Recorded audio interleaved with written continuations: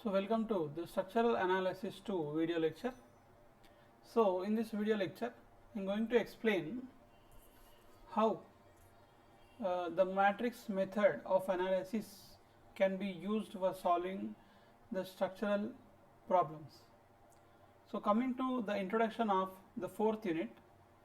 So in this fourth unit, according to our syllabus, we have matrix method of analysis. So when you observe, structural analysis 2 deals with the different types of analysis. So the first one, in the very first chapter we had two hinge arches. So those are the types of structures, and we have matrix method of analysis here. So before that, for any type of beam or a portal frame, so we used slope deflection method and also moment distribution method and Cannis method. So, and apart from this, we have also used approximate methods in the previous chapter. So what is the use of the approximate method? So in the approximate method, there is a scope of speed calculation for any type of problem. So if any client wants something to have an immediate calculations, so the approximate methods can be used. So coming to this part, in the matrix method of analysis, so this is very much important to solve an indeterminate problem. Problem in the sense that is a structural problem, right? A numerical problem. So up to what degree this matrix method can be solved? So the determinacy may be solved up to degree 3. So the indeterminacy up to degree 3 is eligible for this this matrix method of analysis. So when you look at this presentation, so right from the small degree of statical indeterminacy, that may be 1, so large degree of statical indeterminacy, this is more than 3. But according to our syllabus, we have only up to 3 indeterminacy can be solved. So the first thing we have is force method.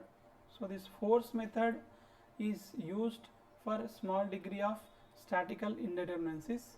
So that force method includes the previous methods which we have followed. And we have displacement methods. If the degree of indeterminacy increases, the displacement method can be used for solving the problems.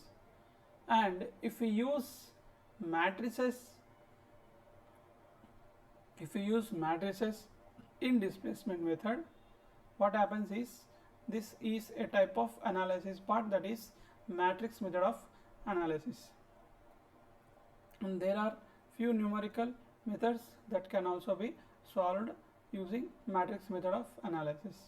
So being an introduction part, this video is covering only a theoretical part which is important for solving the number of problems in structural analysis 2 matrix method of analysis.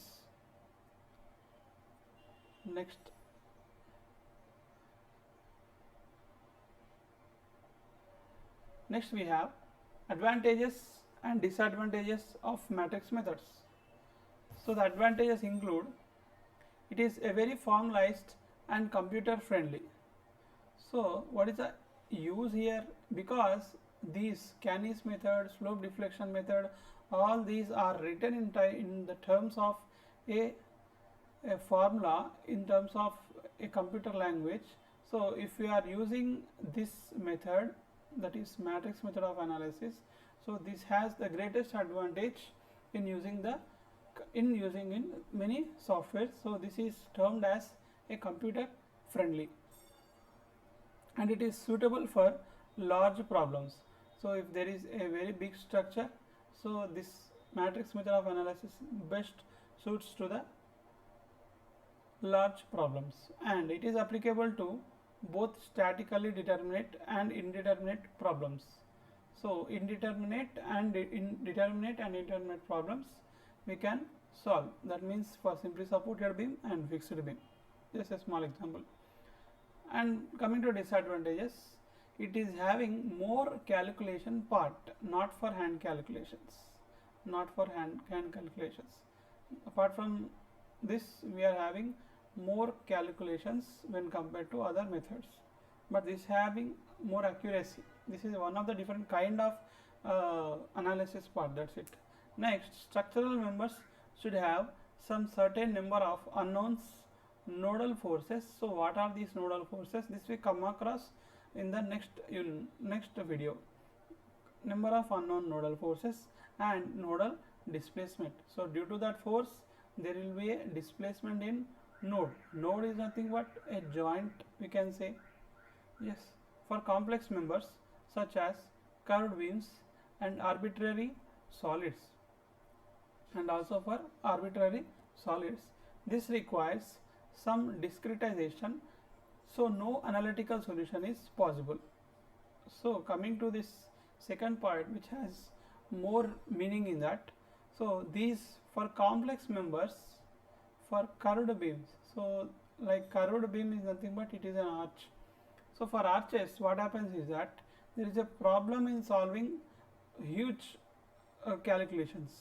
So for that, this matrix method gives a very short answers. So analytical solution, where there is no possibility of analytical solution, these matrices can be used directly for solving them easily. So this is the second point here. Next, so this is the flow chart of matrix method. So when we come across, first we have to classification of members. What is this? The members have to be classified. So for that, there is an explanation that stiffness matrices are composed according to member models. So this is the justification of this flow chart. When you look at this, first we have to classify the members. Why? Because we have to write a stiffness matrix, so where it is composed according to the member models, right? And next, stiffness matrices for members. So after we classify the members, we have to write the stiffness matrix. Why we are going to write the stiffness matrix is that stiffness matrices are transformed from local to global coordinates, and the transformed stiffness matrices. So these stiffness matrices are transformed from one node to another node, so that the nodal members and nodes are more important.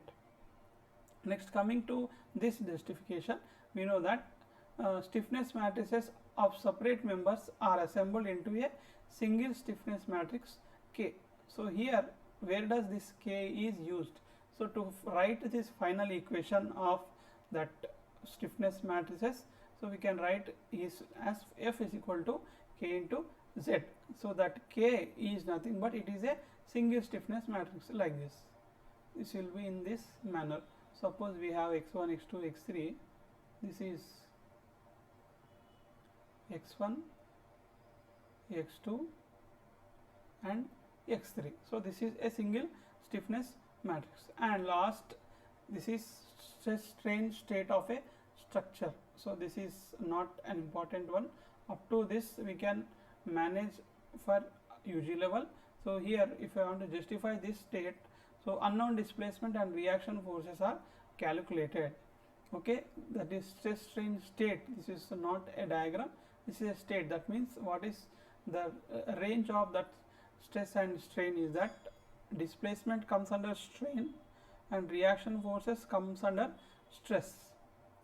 So that is the thing we find. So stress strain state of a structure is found at last. So in any type of analysis, the last thing that we are going to find is moments and also forces, and if there are any displacement and if there is any slope, and if we are going to draw the bending moment diagram and also shear force diagram.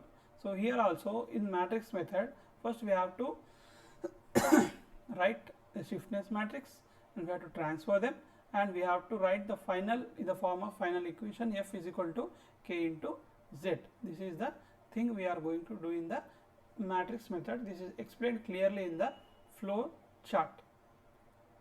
Fine.